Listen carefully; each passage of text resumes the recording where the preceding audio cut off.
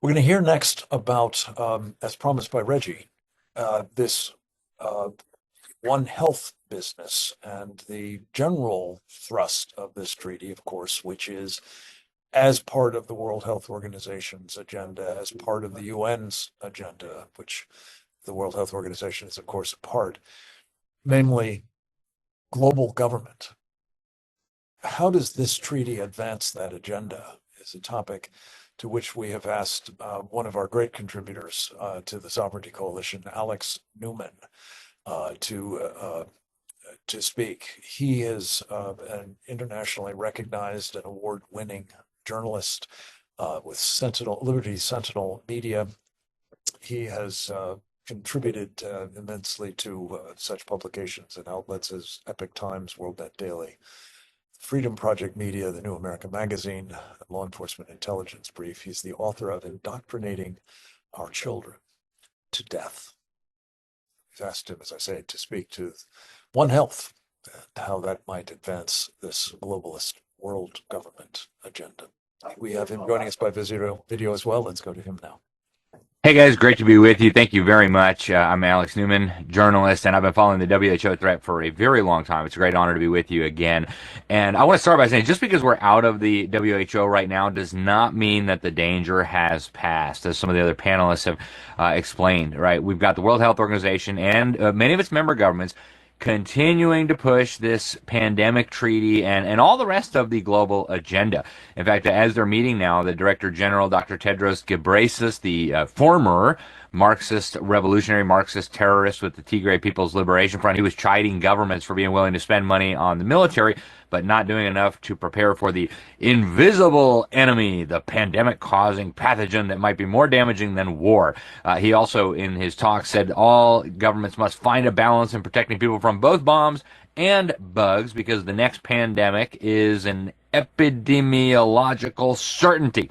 So, folks, this is really serious. In some of the statements that they've been making, they've talked about, without mentioning us by name, but they've talked about a systematic misinformation campaign that's undermining public support for the WHO and this pandemic treaty. They blast right-wing parties and organizations, including a significant portion of President Trump's Republican Party, for pushing what they call anti-WHO conspiracies. They don't even know how to use the word properly. They mean conspiracy theories, of course.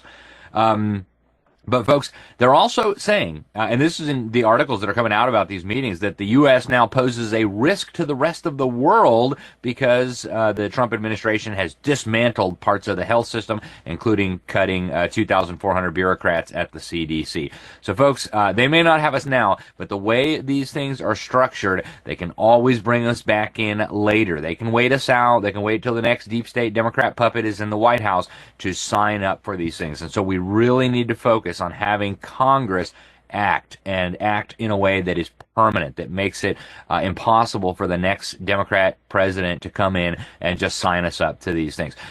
Even outside the WHO front, the global governing agenda is moving full speed ahead right now. In fact, just today I published an article, or yesterday I published an article about global shipping taxes. So a UN agency called the International Maritime Organization is pushing for the first ever true global tax. Now, this doesn't directly deal with health. They're saying it's to stop global warming, but as we'll see, global warming, climate change is directly related to what the WHO is doing, and they say so themselves. And so they're saying they're going to tax fuel used in international shipping. And forget the implications of the tax itself. Forget how much it's going to add to the cost of our food and our goods and our services. Forget the fact that Americans are going to pay the bulk of this. The real problem here is this would give the UN an independent funding stream.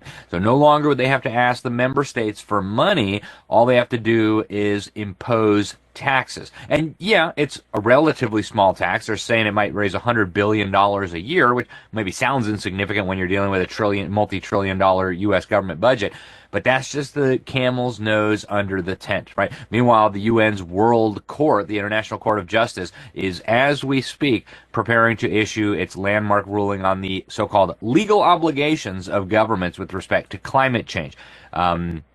The Biden administration urged them to take a strong stand on this. And so even with Trump in the White House, these global governing agendas are moving full speed ahead. Now, they mentioned three big items being discussed for the pandemic treaty that they really want to get in there: the information sharing and surveillance, the technology transfer, and also, I'm quoting here, pandemic preparedness responsibilities of member states, including One Health measures. At the last Sovereignty Summit, I focused most of my time on that. I just want to reiterate some of my warnings about this One Health thing, folks, because what it does is hugely significant. It's not just political, health, or economic tyranny that they're plotting. They're talking here about a drastic new understanding of our place as human beings in the world, a drastic new understanding of our rights as individuals. Because One Health is really an effort to redefine healthcare in collectivist terms. No longer is healthcare something for an individual, it's a collective responsibility. And even beyond that, it goes into this pagan idea that humanity is not, as God in the Bible says, the pinnacle of his creation, in charge of this planet. Humanity is just like a cockroach. It's just like a lizard. We're just one part of this one ecosystem, one world, and healthcare needs to be understood in that framework, right? We're just part of Mother Earth, and our health is inextricably intertwined, they say, with the health of the climate and the environment and the ecosystem and even the animals, right? They've got far more veterinarians on their One Health high-level commission than they do people doctors, right? And so what they're doing here, they're trying to redefine health in a way that it becomes a pretext for any tyrannical policy you can imagine,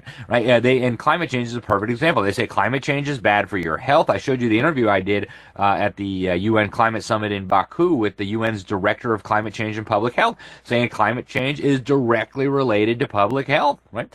Again, the repaganization here, this totally alien worldview, this kind of new age, Gaia-centered worldview where man is just a meaningless cog in this global machine, no real transcendent value, certainly no eternal value. And we're watching this, folks, happen on every single front. It's not just through the health agenda, it's through the climate agenda, it's through everything that the UN is doing.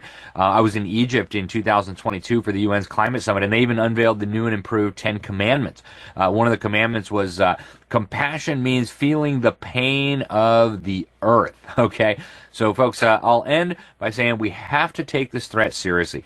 And it's not enough to just cheer on Donald Trump in the White House. We've got to get Congress to codify some of these things into federal law, because best case scenario, we've got Trump in office for almost another 4 years. Maybe if we get lucky with the next election, work really hard, we'll have another Republican. But eventually, they will rope us back into this thing. And so, very grateful for what Trump has done as a good first step in the right direction. But we have got to put the brakes on this. And the only ones that can really do that in a permanent and institutional way are our members of Congress. So we've got to get this done, folks. Thank you again for allowing me to share with you. And I hope we'll talk again soon. God bless you all. Alex Newman, thank you for another wonderful contribution to this summit series. You've been a very faithful participant in them, and we're deeply grateful. And I want to say a special word of appreciation for a point that I don't think we've studied closely enough or addressed adequately, for sure, in terms of world government. And that is this idea that a feature of government, of course, is the ability to impose taxes.